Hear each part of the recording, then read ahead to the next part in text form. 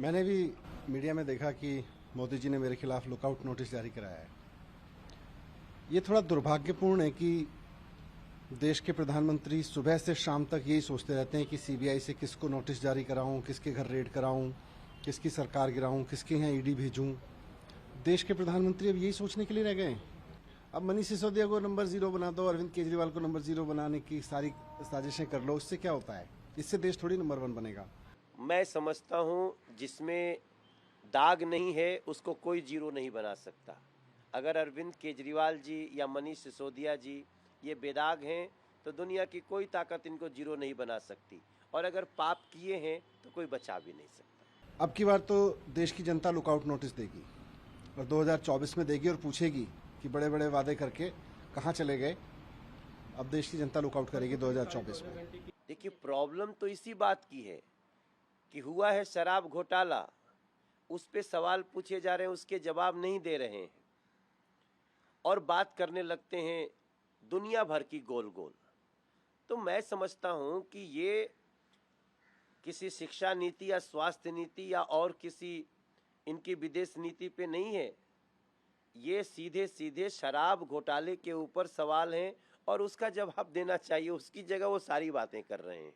मैं बताना चाहता हूं, अरविंद केजरीवाल यही अरविंद केजरीवाल है। देखिए, स्वराज पुस्तक है और इस स्वराज पुस्तक में इस पुस्तक का लेखक अरविंद केजरीवाल है। ये लिखा है, ये किताब व्यवस्था परिवर्तन और भ्रष्टाचार के खिलाफ। और देखिए, इसी स्वराज पुस्तक के एक पेज में लिखा है कि अगर कोई शराब की दुकान खोलने के लिए आएगा तो हम उसको मंजूरी नहीं देंगे। अगर किसी भी रिहायशी इलाके में कहीं शराब का नया ठेका खोला जाएगा तो उससे पहले महिला संगठन और वहां के लोगों से बातचीत करेंगे। मनीष सिसोदिया जी को आदत है और आम आदमी पार्टी के नेताओं को आदत है जनता को गुमराह करने की। जो एलओसी खुलती है, जिसको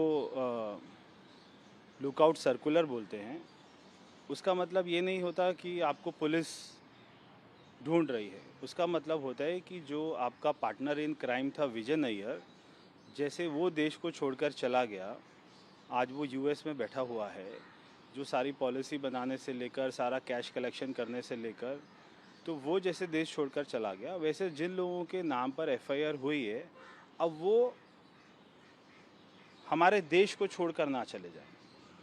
ये होती है एलओसी खुलना। तो आपको दिल्ली में नहीं ढूंढा जा रहा है।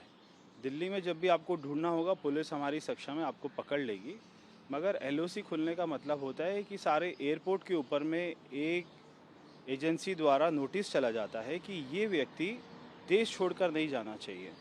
कि ये लुकआउट नोटिस का जारी होना सामान्य बात नहीं है।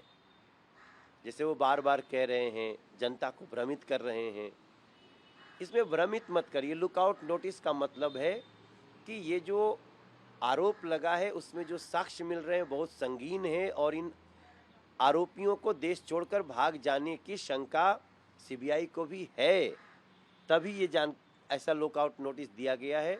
आपके घर में जो एजेंसी गई थी वो आपका अपना मोबाइल लेने गई होगी, आपका कंप्यूटर लेने गई होगी, वो उनको मिल गया है। और बिल्कुल चिंता नहीं करिए, अभी सीबीआई के पास में प्राप्त सबूत हैं, उनके पास में प्राप्त गवाह हैं।